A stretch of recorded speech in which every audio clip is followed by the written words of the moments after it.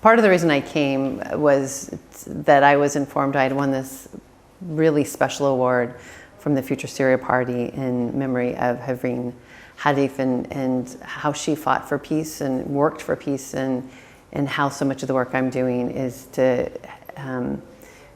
work towards a stable and peaceful Northeast Syria.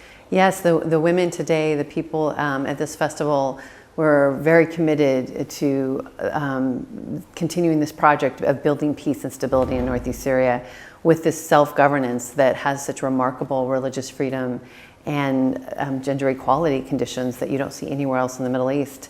And as I've traveled through the region this week, I've continued to see people, even if anything, more committed to this project, not less, because of all the attacks. It's just, people know what we're building here is special, and they are going to continue doing it regardless. I would say to keep doing what you're doing, keep continuing to build this governance that includes all religions, ethnicities, and genders, where everyone has a seat at the table, where everyone has the same humanity, the same citizenship.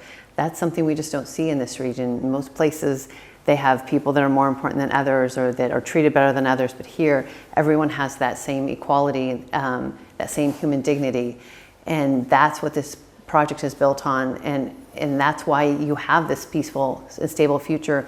But of course, Turkey sees that it could be stable in future and doesn't want you to exist, and that's part of why we're seeing these attacks this week.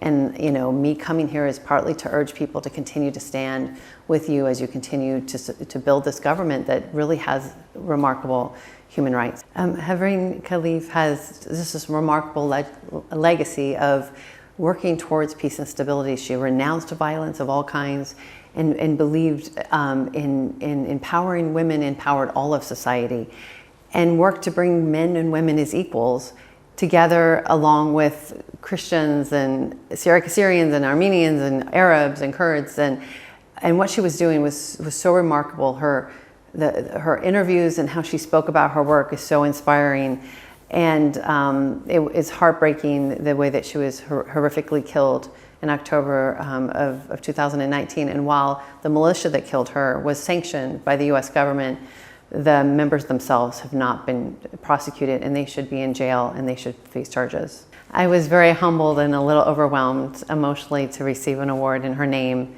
Her life was so inspiring, her commitment to make a future for the people here, and to be able to have an award with her name on it and to be recognized for working towards peace in the region, which is what I'm supporting, which is why I'm pushing for better U.S. policy to support Northeast Syria, because this is the only way we're going to have peace and stability in this region is to continue building this project. We know if this fails, we're going to have the Islamists, the Turkish-backed Islamists come down from one side, we're going to have Iranian militias from the other. It is going to be a horrible place for any human being to live.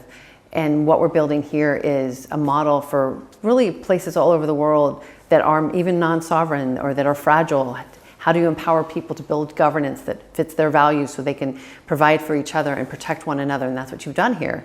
And it's something that the international community can learn from. They just don't know about it. And I've been trying to share more so people understand just how special it is. So I, and the work that I've been doing, have been doing my best to share about how special this project is and the narrative that Turkey has, which is everyone here is the PKK, that all are just trying to attack Turkey, of course, is a lie.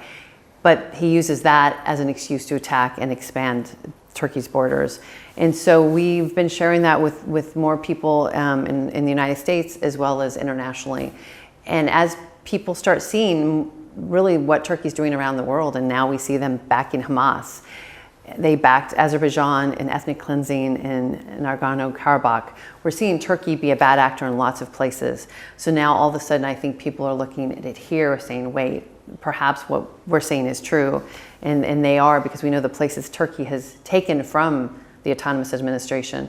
They've created conditions similar to the ISIS caliphate. So here are places like Afrin that was a crown jewel of Syria, untouched by the civil war. Beautiful religious freedom conditions, Christian converts, churches of Christian converts. And now it's kind of like the ISIS caliphate, where Yazidis, Christians, and other religious and ethnic minorities have been targeted with rape, murder, forced conversion, all these terrible atrocities, and the international community is silent.